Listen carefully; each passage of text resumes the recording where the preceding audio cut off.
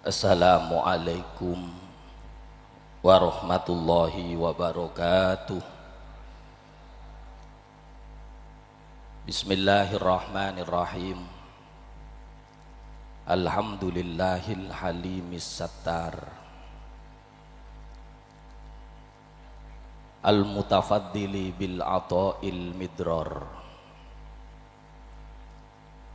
yudni wa yub'id, yuski wa yus'id, wa rabbuka yakhluqu ma yasha'u wa yakhtar. Asyhadu an la ilaha illallah wahdahu la syarikalah, mukawwirul laili 'alan nahar, wa asyhadu anna Muhammadan abduhu wa rasuluhul mustafal mukhtar, sallallahu alaihi wa ala alihi wa ashabihi ma tala'a fajrun wastanar. Allahumma salli ala sayyidina Muhammadin al-fatihi lima ughliq wal khatimi lima sabaq, nasiril haqqi bil haqq wal hadi ila siratikal mustaqim, wa ala alihi haqqa qadrihi wa miqdarihil azim, amma ba'dah. Yang saya hormati segenap para syurafa, wabil khusus Sayyidi Syarif Muhammad Al-Habib, Sayyidi Syarif Zainal Abidin, Sayyidi Syarif Muhammad Al-Ghali bin Zainal Abidin. Yang saya hormati Syekh Wali bin Duwaina wa benuhu Syekh Umar bin Wali bin Duwaina. Yang saya hormati segenap para khuwaidim, wabil khusus yang juga menjadi tuan rumah Abuya Al-Habib Idrus bin Ali Baharun, Syekh Soleh Basalamah, Kiai Haji Jazuli bin Umar Basyaiban, dan segenap para sadatinal muqaddamin yang berkenan hadir pada hari ini. Yang saya hormati segenap pejabat pemerintah baik dari sipil, TNI maupun Polri, wabil khusus Ibu Bupati Kabupaten Lumajang dan segenap jajarannya, Bapak Kapolres Kabupaten Lumajang dan segenap jajarannya, Bapak Dandim Kabupaten Lumajang dan semua jajarannya yang tidak bisa saya sebutkan satu persatu tanpa mengurangi rasa hormat kami kepada beliau-beliau. Yang saya hormati para ikhwan akhwat muhibbin muhibbat rahimakumullah. Alhamdulillah, bersyukur kehadirat Allah Subhanahu wa ta'ala. Di pagi yang indah kita dipertemukan dalam majlis yang mulia dalam rangka Idul Khatmi sebagai bentuk rasa syukur kita kepada Allah atas pemberian martabat yang begitu agung kepada guru kita Sayyidi Syekh Ahmad bin Muhammad At-Tijani radhiyallahu anhu. Mudah-mudahan kehadiran kita semua pada hari ini mendapatkan ridho dari Allah Subhanahu wa ta'ala, mendapatkan syafaat dari Rasulullah sallallahu alaihi wasallam, dan mendapatkan madad dari guru kita Syekh Ahmad bin Muhammad At-Tijani radhiyallahu an, sehingga kita semua meninggalkan tempat ini dibasahi dan dilumuri dengan ridho dan rahmat Allah Subhanahu wa ta'ala. Amin, Allahumma amin. Para hadirin yang berbahagia, tidak bosan-bosannya dan sepatutnya kita tidak pernah bosan ketika kita berkisah dan bertutur tentang pribadi guru kita. Karena tak kenal makanya tak sayang. Bagaimana mau kenal kalau kita tidak pernah mempelajari biografi kehidupannya? Maka sekelumit biografi ini mudah-mudahan nanti akan menambah rasa mahabbah kita kepada guru kita dan menjadi bukti bahwa kita menjadi santri beliau fit dunya wal akhirah. Amin ya rabbal alamin. Guru kita Sayyidi Syekh Ahmad bin Muhammad At-Tijani dalam mendapatkan keberhasilan terutama dalam dunia suluknya menuju Allah Subhanahu wa ta'ala, sebenarnya banyak rahasia-rahasia, teori-teori yang beliau lakukan hingga mencapai apa yang menjadi tujuan dan cita-citanya.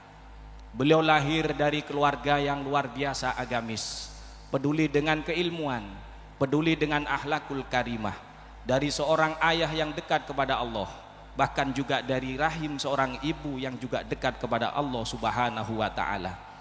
Kalau tadi disinggung oleh beliau, salah satu kesuksesan rumah tangga itu tidak lepas dari seorang perempuan, tidak lepas dari seorang ibu. Saya langsung berpikiran suudon, pasti bapak-bapak yang nakal punya asumsi sendiri, kalau begitu semakin banyak ibunya semakin berhasil. Ini kesimpulan sepihak. Para jamaah yang berbahagia, salah satu keberhasilan seseorang tidak lepas dari apa yang ada dalam pikirannya, tidak lepas dari apa yang menjadi cita-cita. Sejauh apa keberhasilan kita, itu sebenarnya berangkat dari sejauh mana cita-cita kita. Maka guru kita salah satu sosok yang mempunyai cita-cita yang begitu besar, begitu banyak cita-cita beliau. Mungkin saya tidak akan sanggup untuk menyampaikan semua yang menjadi cita-cita beliau, nanti bisa para ikhwan pelajari. Saya ambil dari kitab namanya Ithafu Ahlil Marotib yang ditulis oleh Sayyidi Muhammad Al-Hajuji. Di awal-awal muqaddimah beliau menyampaikan apa yang begitu banyak cita-cita dari guru kita. Cuman salah satu yang saya ambil, beliau mengatakan wa matlabi antam la'a qalbi binuril ilmi wa nuril huda wa nuri dzikrika. Harapanku, permohonan kepada Allah, cita-citaku, semoga engkau Allah memenuhi hatiku binuril ilmi, dengan cahaya ilmu. Ini menunjukkan beliau sangat peduli dengan ilmu. Maka kita sebagai santrinya jangan bosan-bosan untuk belajar mengaji, bukan hanya sebatas datang berzikir, tapi contoh guru kita, kita harus selalu mengaji sampai kita mati. Wa nuril huda, kemudian beliau juga mohon kepada Allah agar dipenuhi dengan cahaya hidayah. Kenapa? Karena ilmu tanpa hidayah, ilmu itu akan menjadi percuma dan sia-sia. Man isdada ilman walam yasdad hudan lam yasdad minallahi illa bu'dan.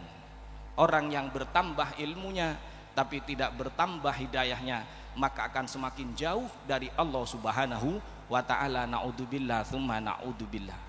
Ini cita-cita beliau, minta hatinya dipenuhi dengan cahaya ilmu dan cahaya hidayah. Wa nuri dzikrika, cahaya zikir. Ilmu diimbangi dengan zikir dan didukung dengan hidayah, maka hasilnya luar biasa. Meminta supaya dipenuhi hati, sehingga ketika hati ini penuh, yudhibu anni fudulut ta'ami wassarabi wan naum, kata beliau. Sehingga ketika hati saya penuh dengan ilmu, penuh dengan cahaya hidayah, penuh dengan cahaya zikir, maka saya tidak akan pernah berpikir lagi tentang urusan makan minum tidur makan minum seperti kita ikhwannya. Yang ada di pikiran kita cuman makan minum minum. Bahkan mau pergi ke pengajian sangu bekal dulu, bawa makanan. Allahumma sholli ala Muhammad. Semaklumlah karena kita kan santrinya, kita kan nggak mau menyaingi guru kita. Itu alasannya ikhwan yang malas itu.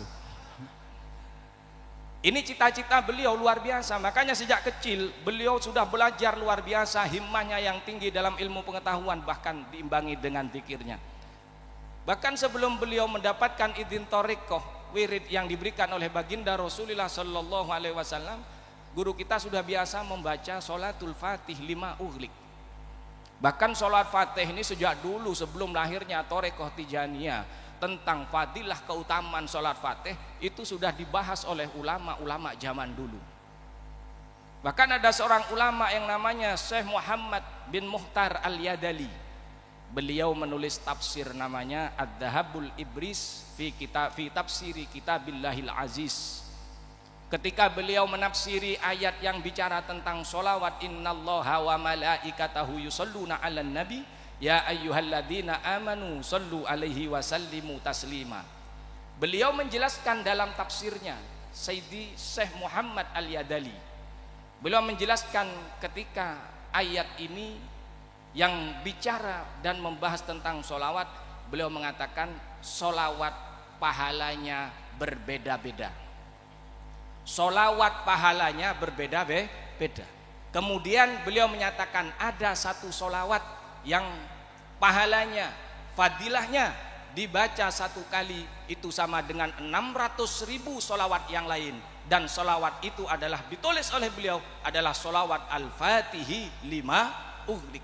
Dan kitab ini ditulis selesai pada tahun 1150 Hijriah, tepat tahun itu guru kita lahir. Jadi kitab ini sudah ada, guru kita lahir, ini baru selesai ditulis. Jadi yang bicara tentang keutamaan sholat Fatih itu sudah dari ulama-ulama terdahulu. Jadi kalau ada orang yang menyerang, membenci Thariqah Tijaniyah melalui sholat Fatih, mohon maaf, salah alamat. Menunjukkan kebodohannya, ya enggak? Menunjukkan tidak mengaji. Makanya guru kita mengajari kita mengaji. Beliau selalu membaca sholawat, ini bagian dari ikhtiar beliau, mujahadah beliau, hingga kemudian sampai pada titik beliau bertemu dengan Rasulullah Sallallahu Alaihi Wasallam. Ini singkat saja, bertemu dengan Rasulullah. Rasulullah kemudian menyatakan ilzam hadhihi thariqah min ghairi khalwatin wala tizalin anin nas. Sudah, sampean ndak usah repot-repot, baca ini, tetap istiqomah dalam thariqat ini, baca wiridan cuman istighfar 100, solawat 100, dan la ilaha illallah 100. Sudah, ini baca dengan istiqomah min ghairi khalwatin, gak usah repot-repot, tidak usah khalwat. Khalwat itu apa? Khalwat ini ada dua makna. Khalwat ini ada dua makna, dan ini dikupas oleh Syekh Al-Jurjani dalam karyanya At-Ta'rifat.